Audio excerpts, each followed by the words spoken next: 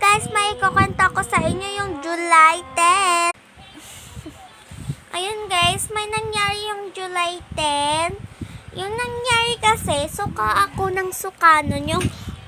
Yung kumain na ako ng adobo. Ayun, nagsusuka na ako. Pagkita ko parang nasusuka ako. Ayun guys, pala siyang buhay. Di pa naluto. Palakang bukid. Pero nahugasan na yun guys. Pero hindi pa luto. Nalagyan na lang sabaw. Oo. Ayan.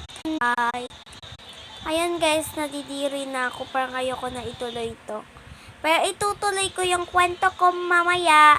Comment to part 2. Charot. Sige na guys. Part 2 na lang. Bye. Oo, part 2 na lang.